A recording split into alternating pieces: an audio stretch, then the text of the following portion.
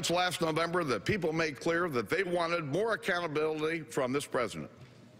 And by our votes here today, we will heed their will, and we will keep our oath to protect and defend the Constitution of the United States of America. Republican Speaker John Boehner on the House floor just before his party voted to pass a Homeland Security funding bill by a vote of 236 to 191, though not every Republican voted for the bill. 10 Republicans voted against the bill that funds Homeland Security for the year. But as this headline puts it, guts the president's immigration actions. The question now is, where does the bill go from here? Amanda Sakuma covers all of this for us and joins me this morning. Amanda, good morning. Good morning, Jose.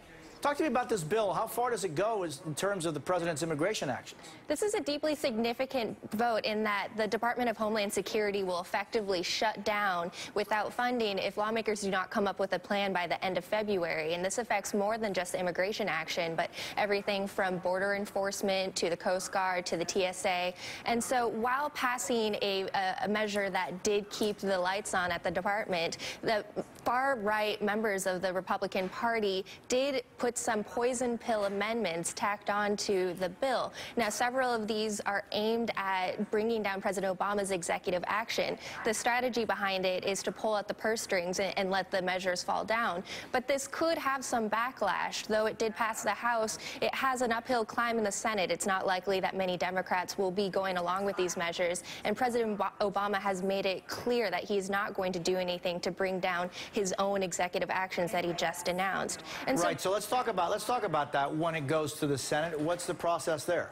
The process is the Republicans will need to get 60 votes in order for it to pass, which is really not likely, though they do have control of the chamber. It's not likely that they will get Democrats who will side with them. And so yesterday's vote was largely significant, it was largely symbolic, but it was significant in that many Republicans did break from their party's ranks. We saw that with a particular amendment that would bring down deferred action for young dreamers. There were 26 Republicans who voted against this amendment. And we're seeing many moderate Republicans in the party who have heavily Hispanic districts back home who are thinking about many of these dreamers there and not wanting to come back to their constituents and say that they voted against these young people and open them up to deportation threats.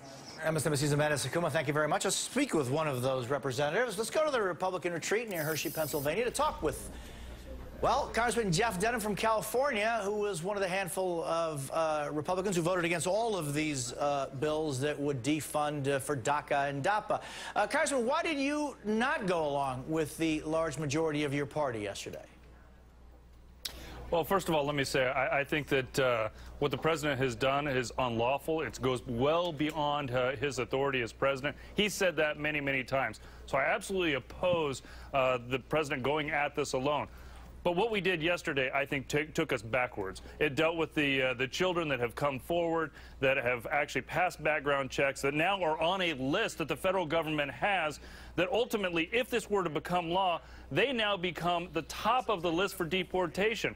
It's time for us to stop playing games with this immigration reform and actually have some substantive discussions with the American public and ultimately pass reform that we can actually send to the president. You know, we got a lot of reaction, Congressman, to this vote yesterday on our Facebook page. Jack Ackerman wrote about the vote, just demonstrates the party of no. They have no plan for immigration, just like they have no plan for health care. Now, health care aside, you're a retreat for your party right now, looking a lot to 2016. How does your party deal with this issue instead of voting no?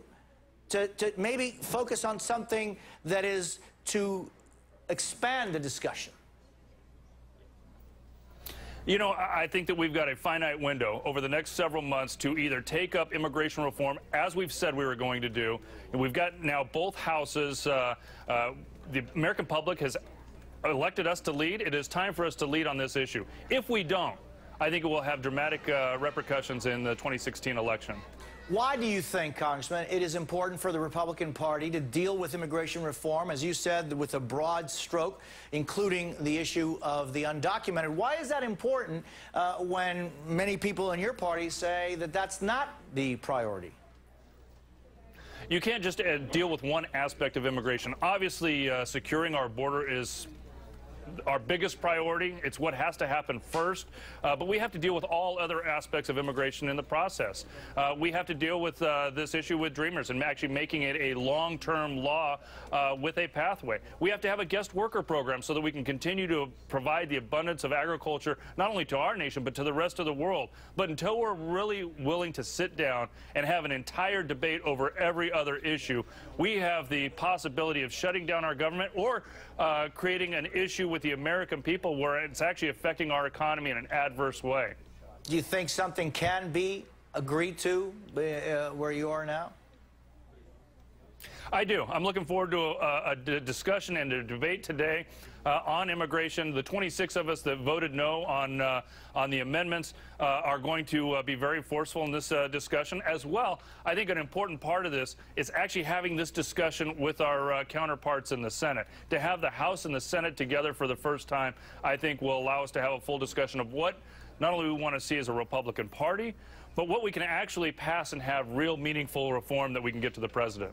Yeah, because so far what you have been able to pass is yesterday's vote to defund DACA and not DHS. So I appreciate you being with me, Congressman. It's always a pleasure to see you.